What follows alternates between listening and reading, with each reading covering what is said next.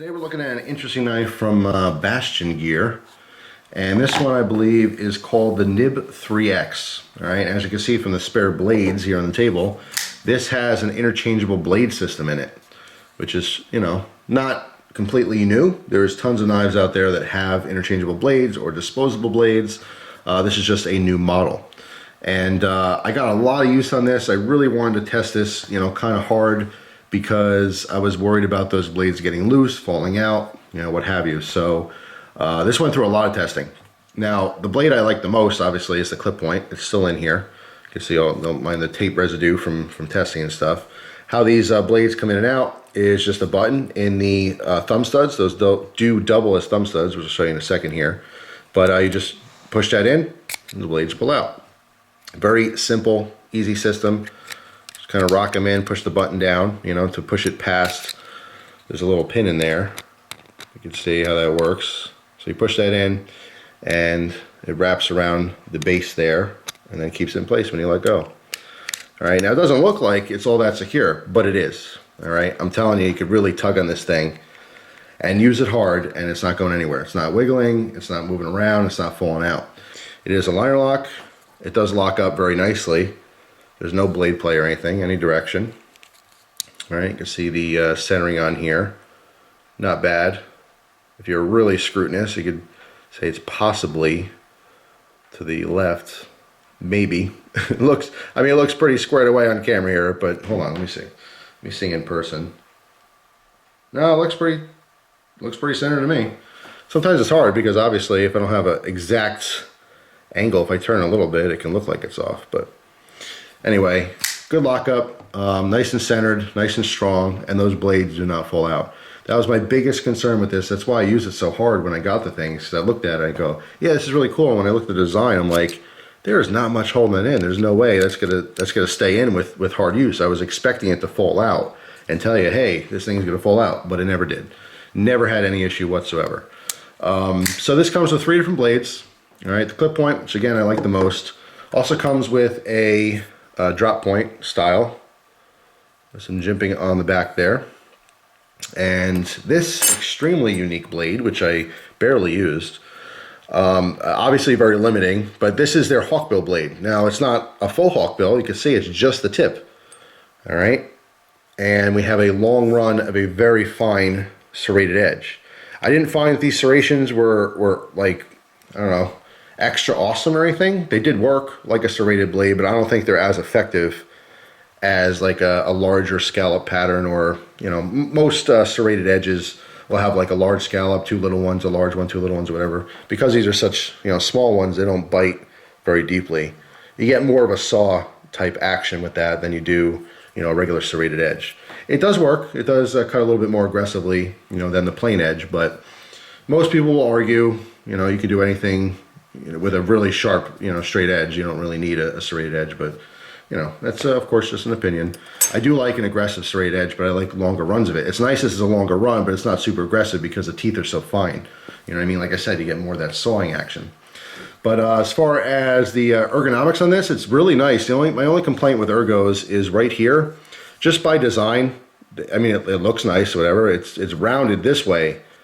But I would have liked if it was an inside curve, okay? Because when my finger is right up against here, it almost acts like a point. That's the only sore spot I got when using this really hard, all right? Just in a grip like this, doing a lot of draw cuts and stuff, push cuts rather.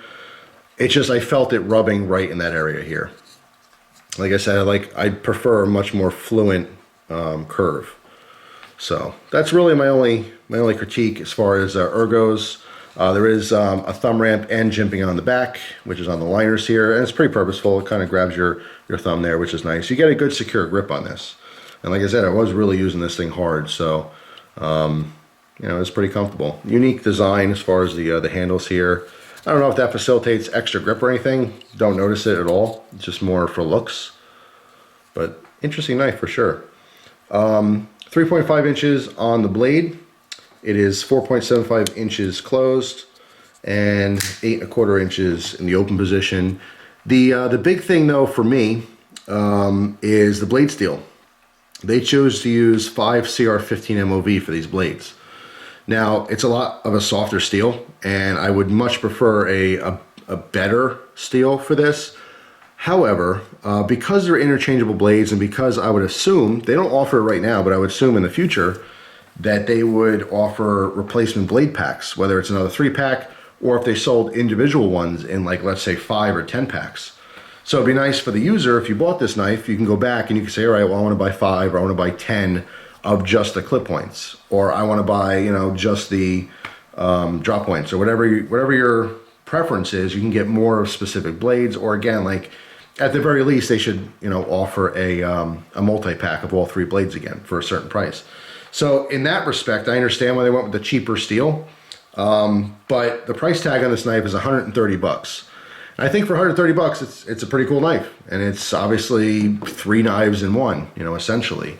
But I think they really should offer spare blades. As of right now, I don't believe they are. And I'm not sure if they have plans on it in the future. If they are going to offer spare blades, it makes sense having the softer steel, because they're going to be probably throwaways.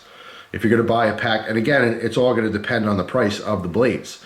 If you pay $130 for the knife, and you can get a 3-pack of blades for 30 bucks, let's say, that makes sense.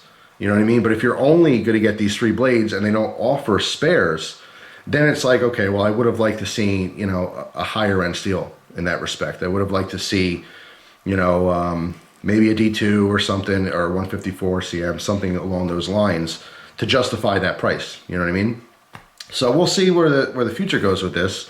As it sits right now, I would say it's on the expensive side. But again, if they're going to offer the spare blades, then it makes sense, and it's totally fine.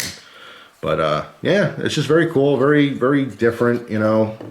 Not different in that it has replaceable blades, because like I said, there's a slew of companies that offer knives like this, but it's the first one that is this design. Obviously, it has more of a, you know, regular modern tactical feel than some of the other knives that are out there. The other ones with the interchangeable blades, for the most part, there's obviously exceptions, and I'm sure there's knives out there I don't know of or I'm not thinking of right now.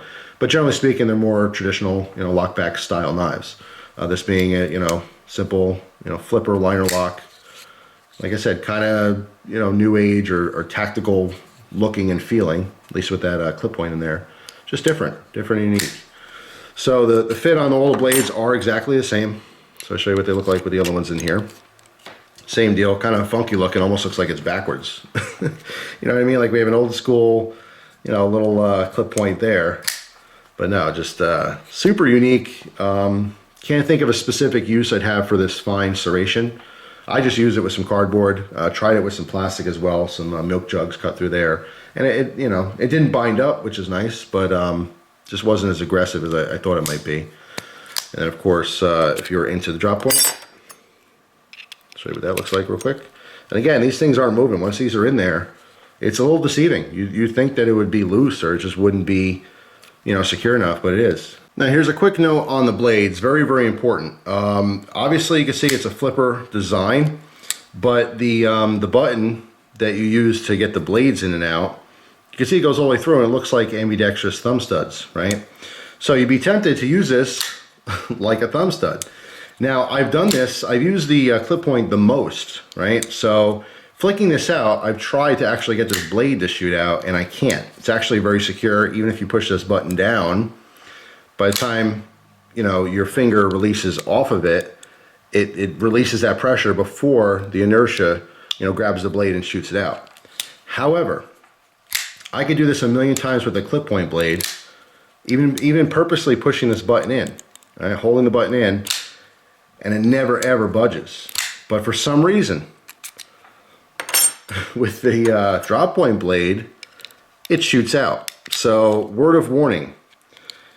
All right, I don't know why. I have no idea why, but if I get this just right, there you go. It flies right out. And now we have the California legal blade. So yeah, let me go grab the blade real quick. All right, I'm back. So yeah, word of warning. It's just strange because these are the same. They should be identical. And when lining these up, I mean, they look the same. I don't know why one grabs and one doesn't. You know what I mean? So I don't know. Just it's kind of strange. Actually, I never tried it with this one. Let's give it a quick shot here. All right.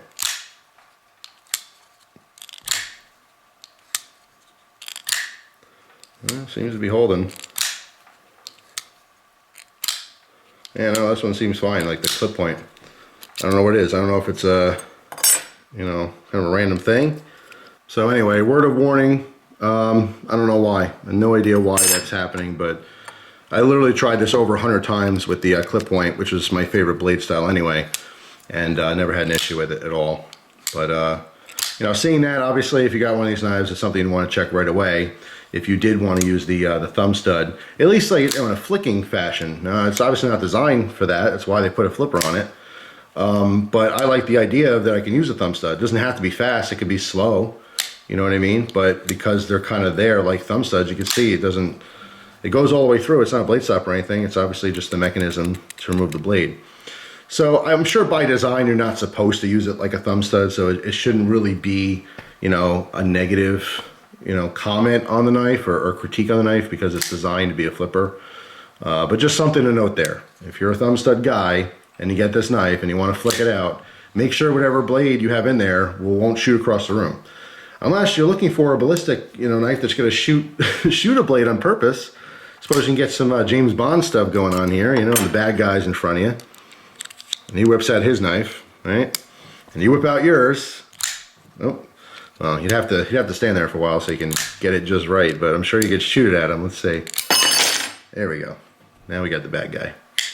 So yeah, that's obviously not a good thing. However, it shouldn't really be a critique on the knife because it wasn't meant to be used that way. At least I believe it's not meant to be used that way. So let's retrieve the blade before I start ruining stuff in my house. Start sticking this into the wall. But yeah, that's the NIB 3. I happen to really like the clip point.